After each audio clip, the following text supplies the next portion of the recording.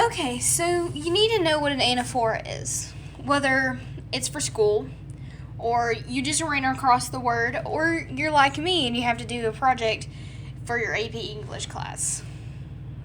Point is, we need to know what an anaphora is. I'm going to be completely honest. When I first heard the word anaphora, I thought it might have been a disease in a Wi-Fi film. Sci-fi film. Like the disease that kills Will, and all the characters are like, "No, Will!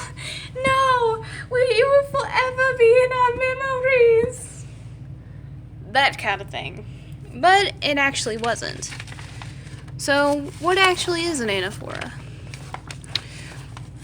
An anaphora is the use of a word referring to or replacing a word used earlier in a sentence.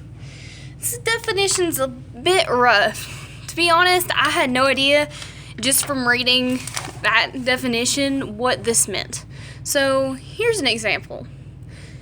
John Lennon is amazing. He's the lead singer of the Beatles. Okay, in this sentence, the anaphora would be he, because it replaces John Lennon.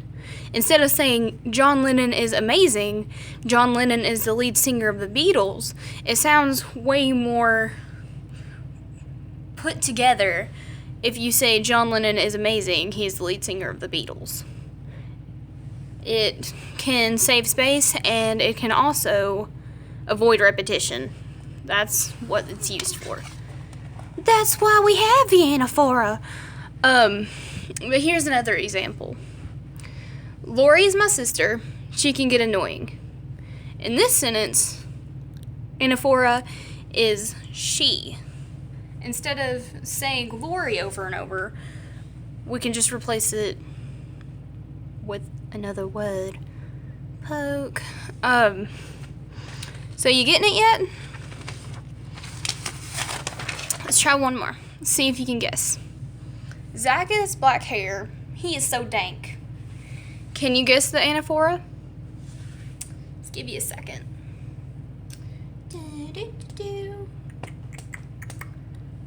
Okay, have you guessed?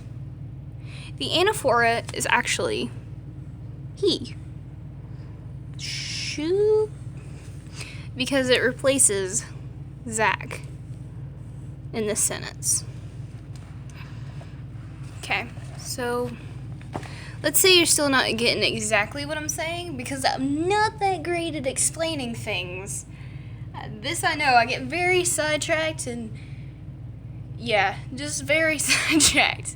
So here are a few real life examples to hopefully make you understand a little better. An example of an antecedent would be like, Dave is going to the park. He wants to slide. That's all. The antecedent would be Dave and he. A real life example of an anaphora would be if someone asked you what your favorite book was. Personally, mine is The Perks of Being a Wallflower. Instead of me going, my favorite book is The Perks of Being a Wallflower. The Perks of Being a Wallflower is about this kid named Charlie. I could go, my favorite book is The Perks of Being a Wallflower. It's about this kid named Charlie. It kind of flows smoother. So I guess this is the end of the video. I hope you enjoyed it. God, I can't stop making anaphoras. Now it's time for the bloopers. So this is it, folks.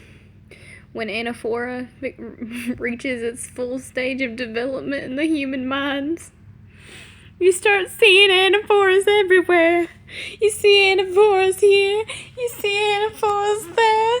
You see anaphoras on your shoes, on your books. Anaphoras be everywhere. Another example of antecedent is Casey is blonde. She is very happy, but she's not happy right now. Casey is very angry. Everybody's favorite part.